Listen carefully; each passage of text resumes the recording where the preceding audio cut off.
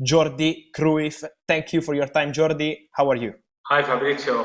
It's a pleasure to be here with you, and very happy to be here. Yeah, I'm really grateful for this interview because, Jordi, you are football. You are football in everything, no? From your family, obviously, but also from what you did by yourself in different roles into football. What's next for you? So I wanted to start this interview together talking about the future, because we will enter into what you did, what's part of your history in different clubs. But I wanted to start from your future because it's, I think, an important step for you now, the one you are gonna take for your future, and it's about coaching again. You want to enter again into the coaching world. If you can explain us what's about this idea you have for your future in your next chapter. Yes, I think first of all, I'm like everybody in football, you have a passion for the sport. I've been lucky to have lived it as a football player. And I think all that emotional side of being a player, I think it's always a very good experience for the day after. Of course, after my career, I was sport director for many years. Then I went to coaching, and I was into coaching around 4 or 5 years. And then Barcelona called to help them as in sport director role. And of course, that call is always a very special one, a very emotional one, with a history that also I have myself, but also the family history. And I just felt it was a good moment to step in. But I always knew that eventually I would like to go back to coaching again. So I thought for a few years to help out in any way that was necessary, and I did it with a lot of pleasure. But my plan was always to after this step to go back to coaching again, which, as I said before, I was already doing for 4 or 5 years. And now it's again the time that I feel I'm ready, with the right energy, with the batteries again full, and with a very good staff surrounding, because I think that's a vital part of football, Yeah. modern football nowadays, to have all specialists beside you. And ready for the next step. So let's hope.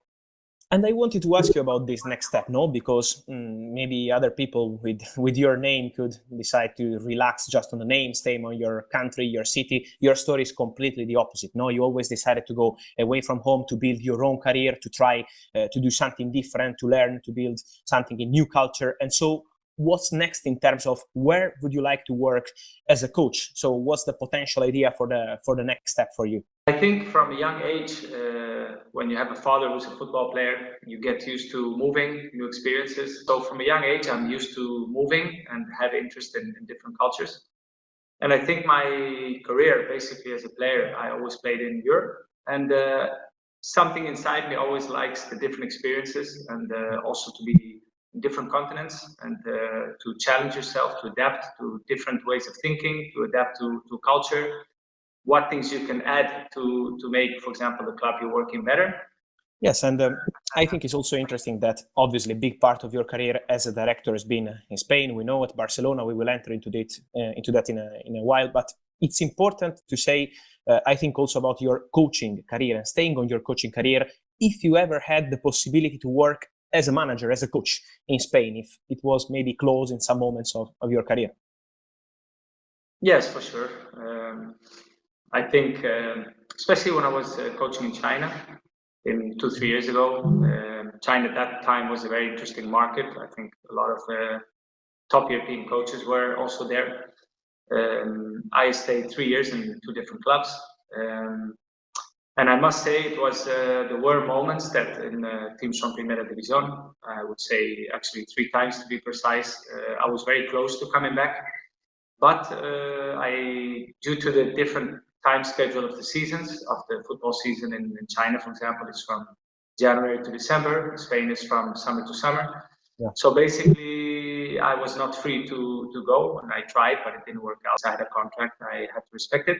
Okay, maybe also something with Barcelona. It ever happened with you that they considered that possibility, or your only possibility was, of course, as director, and we will enter into that, of course. Well, I've had it a few times, to be honest. in difficult moments in the club, where there was a coaching change, maybe they needed a coach for 3-4 games. Of course, they knew I had the kind of experience, also knowing the club well. And it's a difficult one because on one side, it's always something, you work in the club, you need to help the club.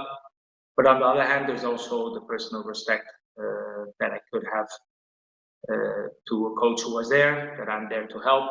And I just don't think it's the right thing to move positions inside the same club, unless you're 30 years in the club, then it's a different kind of role.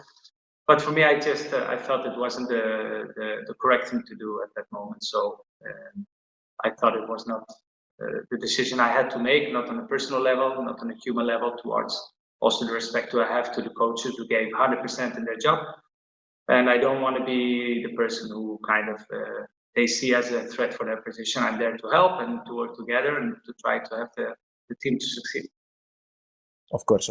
And how important is to have in modern football, in your opinion, this vision on different points of view? As we mentioned before, you are football everywhere in your life, but you have this experience as a head coach and then as a director in a big club, of course, winning in a big club like Barcelona, also with a lot of pressure as always in top clubs. So how important is, in your opinion, to have this different vision you can bring to your future club soon? In football, there's a lot of different specialities nowadays. And the table of football, it's basically to be a football player. There's one chair for that. There's one to be a coach. There's one to be a sport director. And then probably the other side of football, inside football, is the world of agency. And the truth is, I've had the honor and the luck to be able to sit on 3 chairs of the table, which means the playing career, as I said before, with good and bad times, which helps you a lot when you are in say the day after football, you're coaching, or you are doing the sport director. You have a very good understanding about players that can be disappointed, how they react when they're injured. I've been through it all, so I think it's an advantage. Also, when you go to a club and you're a sport director, you know the pressure of the coach. Nowadays, unfortunately, in football, there's no long term anymore. Everything is immediate results. There are very few clubs with medium and long term stability. Yeah. So I think as a sport director, you need to understand what the club are looking for, but you also need to respect what a coach is looking for, who's looking basically to win the next games. So I think it's an advantage. And also, I think with coaches, I've always been, and sport directors, I've always been very comfortable in talking openly about football, because I know how the other side can think, and I know what their pressures and their priorities are. So I think it's, in my case, I've always seen it as a big plus, as a big benefit to be able to understand all sides on the table.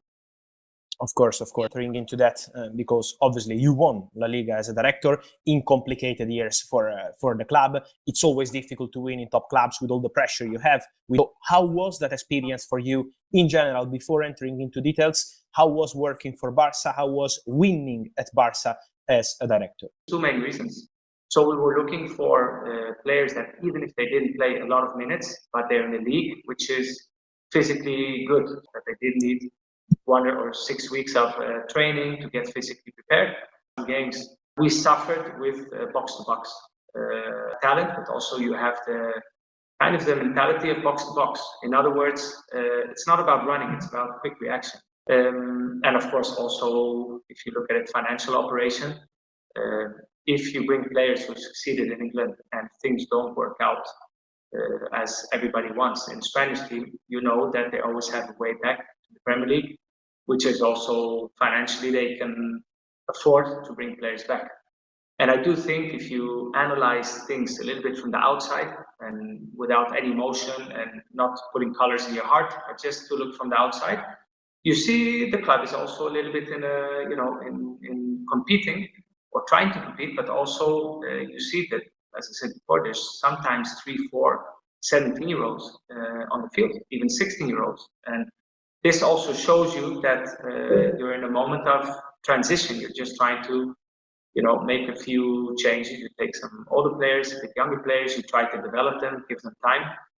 And just by thinking, not short term, you think mid-term, long term, just knowing that you have players like, like Cubarsí or Lamin or Ford or all these young players who made their debut, and they're playing already maybe 40, 50 games at the age of 17.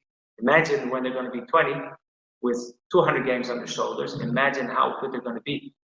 The thing is, it's difficult to have patience in football, especially when you're also obliged to bring immediate results. And it's hard to find this balance sometimes, but I do think if you look at midterm, long term, it's going to be there, because these players, youth always brings very good product, very good young players.